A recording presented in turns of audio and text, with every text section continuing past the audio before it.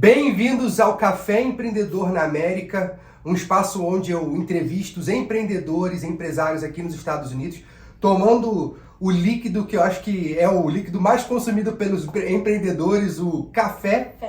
Hoje a gente está tomando aqui um café do Starbucks mesmo, da Keurig, daquela maquininha de 8 onças que faz um balde americano. E eu tô do lado com a pessoa que me fez ser empreendedor, me fez ter uma visão empresária, que juntos a gente deu um start a alguns sonhos e esse sonho que é beleza brasileira nos Estados Unidos está dando muito certo, que é a Tuane.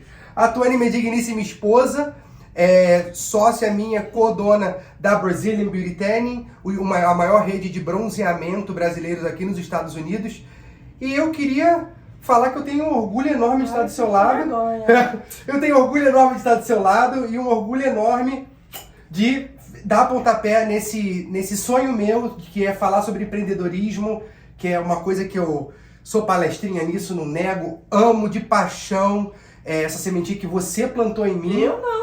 Você plantou em mim. Não, o seu curso foi as clientes, porque você aqui neste exato lugar ajudava todas elas sentadas enquanto elas esperavam. Ah, sim, isso então, sim. Então, a pedido delas, elas perceberam que você tinha muito pra ensinar e falaram, pelo amor de Deus, faz isso pra gente. Não é a minha, as nossas clientes. Muito obrigado, galera. E eu queria começar já aí falando, na verdade, perguntando pra Tutu como é que a sua história começou aqui nos Estados Unidos.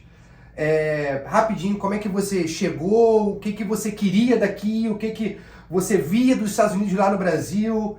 Conta pra gente. Bom, eu, como você sabe, né, eu sou de uma origem muito simples, então os Estados Unidos era uma coisa muito distante pra mim, muito distante. Mas eu descobri o intercâmbio de au pair, e daí com o intercâmbio de au pair eu tive a possibilidade de vir. Não vou falar muito, senão vou me estender aqui igual na minha palestra do congresso, porque é uma história longa, conto depois em detalhes, uma outra oportunidade. Mas vim pra cá de au pair, que é o intercâmbio de babá, o intercâmbio mais barato, que você consegue ficar mais tempo que nos Estados Unidos.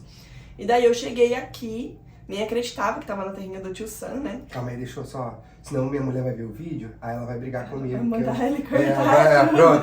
Corta. E passados 6 meses aqui neste país, eu conheci essa criatura aqui, tá? E nós nos casamos em 3 meses. E quando a gente chega aqui, eu era babá, eu queria fazer alguma coisa, né? Eu sempre tive uma mente empreendedora desde a minha infância. Eu cheguei a fazer com, acho que 9, 10 anos, eu catava latinha de cerveja, de coca. Eu fazia um cinzeiro e ia vender pelos botecos do bairro, por 25 centavos. Então eu tinha isso já muito dentro de mim. E vai bagunçar o som aqui. Não, vai, pode mandar, manda ver. Tá. E daí, quando eu cheguei aqui e me deparei com a situação de trabalhar na limpeza, trabalhar como um babá, eu sabia que eu era bem remunerada, mas eu tinha uma limitação e aquilo me incomodava. E daí a gente passou por uma fase muito difícil, que o Daniel tava na corretagem, ele não tava fechando o negócio, tava tomando paulada uma atrás da outra, eu babá segurando a casa, tomando paulada da criança que eu cuidava, que me dava tapa na cara. E a gente chegou num nível de estresse muito grande. E eu cheguei nos Estados Unidos com a marquinha. Eu falei, quem vai fazer a minha marquinha? Comecei a procurar, demorei meses, não achei. Daniel também foi sentindo falta porque eu tinha um restinho quando eu conheci ele, acredito. Então você veio como babá, beleza. Você veio na oportunidade, como você falou, você veio de uma família muito simples, veio na oportunidade mais fácil, mais barata, em que você pudesse ficar o maior tempo possível. Exato. Beleza. Aí você pegou qualquer trabalho, como todo mundo faz aqui, de começar, porque tem que começar, mesmo fazendo algo que talvez não fosse a sua praia. Exato. Aí então, daí você viu uma oportunidade, conta dessa sua oportunidade, o que você viu, o que aconteceu? Eu encontrei uma pessoa que fizesse o bronzeamento em mim, mas eu não tive uma experiência boa. E o bronzeamento em mim era algo que eu dirigia 1h30 pra ir, eu voltava feliz, eu ia feliz, eu voltava feliz. Quando eu saí dali assim, murchinha, alguém precisa fazer isso com carinho, foi onde eu enxerguei a oportunidade. E eu plantei essa sementinha na cabeça do Daniel. Que eu vou mover mais uma vez aqui, que seu cabelo tá movendo aí, vai pegar... Pronto. Aí você falou pro seu marido assim, seu digníssimo marido falou, eu quero fazer marquinha, como é que foi? Cara de pau, ele falou, esse não! Aqui, imagina, paz do processo, coisa com saúde, melhor não. Só que aqui eu sou teimosa, né? Então, eu continuo... Você é persistente. Olha! Viu? O acho que uma coisa do empreendedor é aprender com seus erros, né? A gente melhora, vê e tenta implementar, né? Aprendendo com os erros. Aí fala, senhora persistente? Aí eu persisti, até que ele comprou a ideia e ele... Só que a gente não tinha dinheiro, a gente morava num apartamento, a gente tava naquela situação que eu já falei pra vocês, Daniel não conseguindo fechar venda, eu segurando casa como babá, uma situação bem difícil. E daí ele pegou e falou assim, bom, a gente não tem dinheiro, mas a gente tem o quê? Um carro. Ele... Não, sempre foi nosso. Não, era seu, eu tinha acabado de casar com você já tinha o carro, era seu. Não, era nosso. Enfim, olha, homens aprendam isso também, tá? O André é outros tudo 500. era nosso. E daí ele falou assim, mãe, a gente tem um carro, então vamos vender esse carro e começar. Fomos lá, vendemos o carro por 8 mil, uns quebradinhos, entramos numa casa, pra entrar na casa foi 6 mil, sobrou mais uns quebradinhos, esses quebradinhos compramos marcas, cursos e iniciamos. Tá, então calma aí, você tinha 8, não tem o dedo, 8. 8. Você colocou 6. Na casa. Tá, então quer dizer que o aluguel valia 2, porque se deu o primeiro aluguel, o último aluguel, segurança, um risco do caramba. Não tínhamos aluguel do próximo mês. Isso que eu ia falar, então você não tinha. Então o risco absurdo, absoluto, não tinha aluguel do próximo mês, se vira nos 30. Se vira nos 30. Achei que ia bombar, porque eu fiz um negócio super bonitinho, arrumadinho, simples, mas muito arrumadinho. Porque ela tem muita coisa de doação. E daí, quando a gente começou, claro que não deu certo. Não tive cliente. Mesmo eu comecei treinando muito tempo antes, né? Eu tive a ideia em março, a gente foi abrir só em setembro. Então, nesse meio tempo, eu fui treinando, fazendo muito bronze das minhas amigas, me aperfeiçoando, até a gente conseguir abrir. E eu fui comprando as coisas aos pouquinhos também. Então, eu não esperei a melhor oportunidade ou ter o dinheiro. Eu fui fazendo aos pouquinhos, de acordo com o que me sobrava. Então, eu ia lá na Rosa, eu via uma coisinha que eu falava, isso daqui dá lá no meu negócio. Eu comprava. E assim eu fui crescendo. Então, quer dizer que você... Isso que eu ia falar. Então, a gente entrou com risco absurdo, fez acontecer para dar certo no seu negócio, e você foi reinvestindo o pouco do lucro que você tinha, você foi reinvestindo para poder gerar mais. Como é que foi isso? Sempre. Bom, primeira coisa que aconteceu foi a gente abriu e não deu certo. Sim. Né? Nada vai dar certo da noite pro dia, você não tem conhecimento, você não tem cliente, você não é conhecido. Então eu continuei como babá e como limpeza, fui pegando todas as oportunidades que iam me aparecendo e a gente chegou a ficar com 3 trabalhos de uma vez, né? Mas eu não desisti do bronze. Então isso é muito importante ser citado porque a gente, e é o intuito desse curso, né? Que é como você faz pra sair ali, que eu me senti uma amadora no fundo do meu quintal, porque muita pessoa riu da minha cara. Falei, eu abri um negócio lá, aquele bronze da marquinha lá no quintal dela. Eles nem consideravam um negócio. Hoje eles querem comprar franquia, tá, bebê? Então, voltando, batidinho. Não tem problema, continua. Até perdi, meu Deus. Você começou pegando 3 trabalhos, continuou reinvestindo no negócio? Sim, sempre. Em coisas que pareciam ser ridículas, as clientes reparam, gente. O shampoo e condicionador era aqueles que eu comprava que eu deixava no chão, depois eu coloquei ele num negócio mais profissionalizado na parede, sabe? Detalhes que as clientes iam reparando. E, claro, em conhecimento e mais cursos, isso foi muito importante. E eu tive vários desbloqueios pro crescimento da BB10, que este homem fez parte. E quando a gente começou, ele acha que não, mas eu tinha investido, né?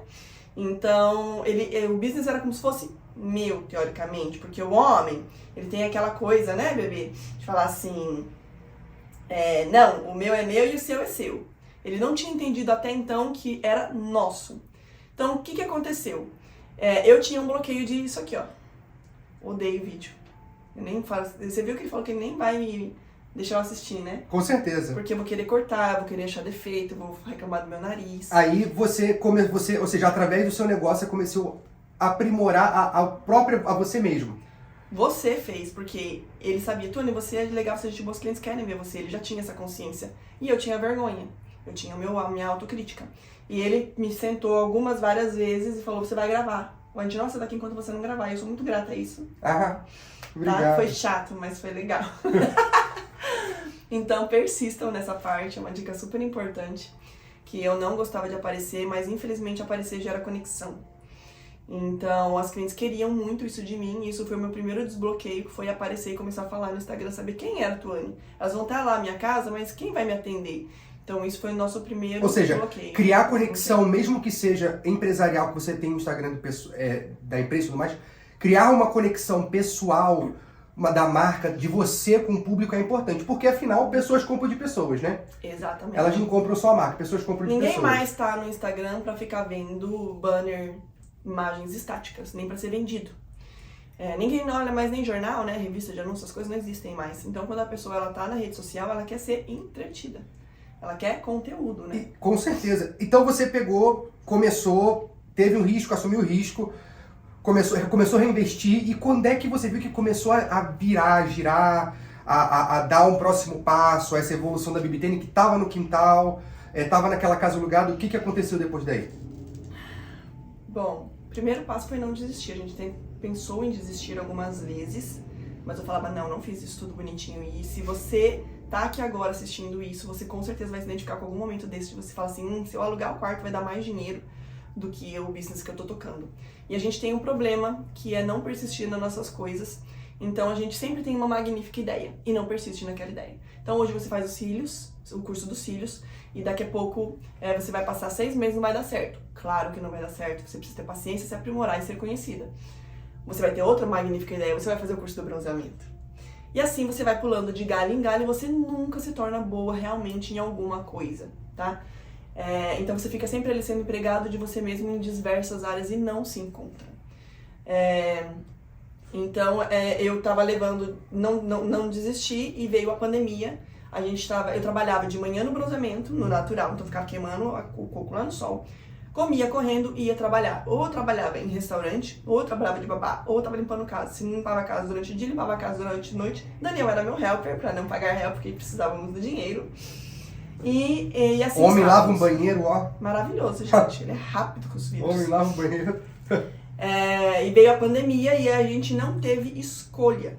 Porque o restaurante que nós trabalhávamos, nós inclusive trabalhávamos juntos. Trabalhávamos juntos no restaurante pra poder se ver, porque não tinha tempo pra poder se ver direito. Exato, de tanto que trabalhávamos. Então eu vejo que muita gente às vezes chega aqui e não entende que isso é uma fase e não consegue segurar um pouco a bucha, vamos dizer assim, de fazer o que você realmente precisa. Não é o que você consegue, é o que você precisa, tem uma grande diferença. O que você... você tem que fazer o que você precisa, não o que consegue. Você tem que se esforçar. Eu precisava trabalhar de manhã, de tarde e de noite. Eu Sim. queimava meu coco das 7 da manhã e depois eu chegava em casa meia-noite, destruída, morta, amassada na farofa. Mas eu precisava. Agora, o que eu conseguia, se falar o que eu conseguiria... Vamos trocar esse... 6 horas da tarde, eu já queria... Meu corpo já tava pedindo pra ir pra casa, né?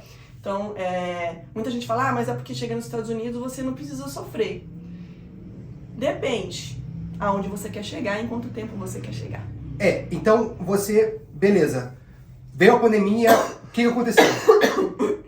Precisamos ficar 100% com a BBTN. Foi aí que fez a virada da BBTN, que a gente precisou depender da BBTN em 100% e ela começou a realmente dar certo. Por quê? Porque você dedicou 100% da sua energia na BBTN. Porque o que acontecia? Eu já tinha uma cartela de clientes. Chega um momento, gente, que você já tem uma cartela de cliente para se manter, para você conseguir pagar suas contas. Só que o restaurante me dava dinheiro. Se alguém aí já foi garçom vai saber.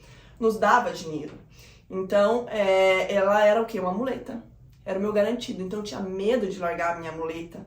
Daniel tinha medo de largar a muleta dele. Daniel veio depois, né? 100% pra BBTN. Mas eu tinha muito medo. Então quando eu não tive escolha, eu realmente me dediquei 100%.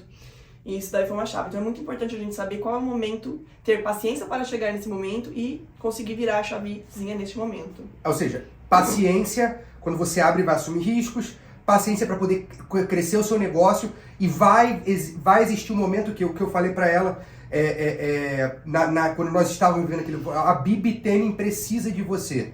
Então o que quer dizer? Você está negando o cliente porque você tem mais, porque você vai para o restaurante. Quando você chegar nessa fase em que você está negando o cliente porque você tem que fazer outra coisa que é o seu ganha-pão, entre aspas, é o momento de você virar a chave e falar, não, eu vou me dedicar 100% ao meu negócio e isso aqui vai dar certo. E foi quando começou a dar certo. Foi nesse momento que a gente alugou a sala lá comercial. Exatamente. E foi a primeira expansão da BBTN. E foi no momento também que eu dei uma chamada nele. Que ela me deu uma chamada que nesse momento ela falou, Daniel, eu preciso de você no negócio, para o negócio começar a crescer na parte de marketing e tudo mais. Abriu a sala comercial, você fazia bronzeamento natural de manhã e ia para o espaço comercial, que era mais ou menos meia hora de distância, de manhã até de tarde. Até de noite. De manhã até de noite. Daí, foi o primeiro salto e qual foi o maior salto da BB10 depois disso? Foi quando a gente abriu esse espaço aqui. Foi quando a agenda ali explodiu, porque eu fui a primeira pessoa a introduzir as máquinas aqui nos Estados Unidos, a primeira licenciada e certificada. E a agenda cresceu, eu precisei contratar uma pessoa para ficar lá de manhã. E daí eu falei, e apareceu a oportunidade desse ponto que estamos hoje, que tem o bronzeamento natural lá atrás. Então foi muito... Eu sempre, mesmo não tendo condições, eu estudava, olhava quais eram as oportunidades. E eu sonhava com um ponto comercial que eu conseguiria conciliar os dois, porque eu vivia aquela loucura de fazer bronze de manhã em casa e correr pro ponto comercial, porque aqui nos Estados Unidos a gente sabe que é difícil encontrar ponto comercial com área externa, é praticamente impossível.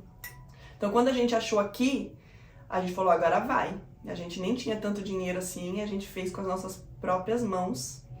Né? Daniel terminou de instalar privada, passamos muito Fizemos acontecer mais uma vez mais. Daniel ficou desempregado bem na época que a gente foi abrir aqui. Essa BB10 então foi que conseguiu consolidar tudo e realmente virar a marca. E agora? Tem mais unidades, teve expansão? Não, mas aí vem a parte mais difícil que eu não falei. Qual a parte mais difícil? Delegar.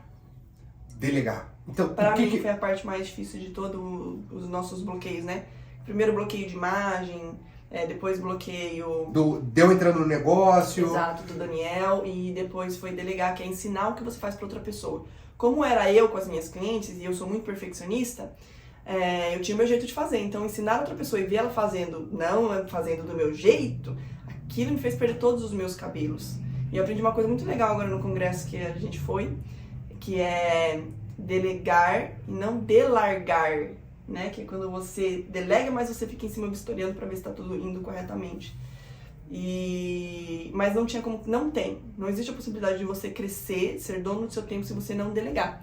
Então não dá para ter medo de você ensinar uma pessoa pensando que ela vai sair depois e abrir outro espaço com tudo que ela faz. Aonde que tá o segredo para você não sofrer com isso, acredito eu? Me corrija se eu estiver errado. Saber quem você contrata. Porque existe o perfil... Confiança. Exato. Não é confiança. Existe o perfil da pessoa que você vai contratar, que ela já tem o perfil empreendedor. Então aquilo ali é uma borboletinha que está no casulo e ela vai voar. E ela vai voar com aquilo que ela aprendeu.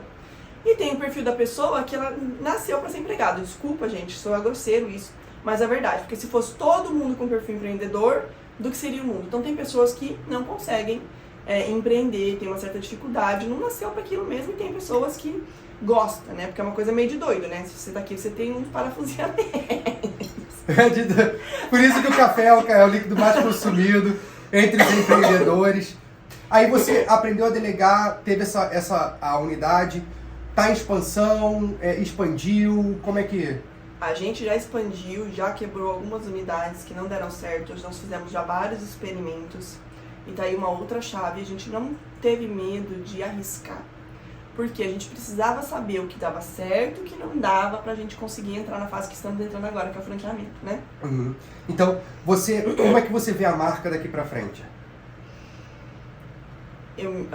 A minha ambição é ser a maior marca de bronzeamento do mundo. Grande, né? Essa é a ambição nossa, exato. Essa é a ambição. Pois é, eu sei que eu sou um peixinho pequeno ainda, muita gente fala, nossa, mas você já conquistou tanta coisa. Mas a minha ambição ela é bem alta e acho que é os sonhos que faz a gente querer buscar, né? Ter sede de crescer. Eu acho também que a união faz a força nisso. Se não fosse de todas as pessoas que estão com a gente, seria impossível crescer. Ninguém cresce sozinho. Ninguém cresce sozinho, isso é um mito, é uma mentira. A pessoa fala que ele é self-made, que ele se fez sozinho. Não tem como, até porque para você vender algo, tem alguém que tem vontade de comprar aquele serviço ou produto seu. Então, nem isso você faz sozinho, uma venda você faz sozinho. E gostaria de fazer uma pergunta, então, diferente. Eu vou colocar os pontos. Começou no fundo do quintal, de uma babá e um garçom, sem nada, que assumiram um risco aí, ficaram sem carro, sem conseguir pagar o segundo aluguel, fizeram acontecer. Cresceu a ter uma lojinha, depois cresceu agora para poder expandir para uma loja grande, tem outras unidades.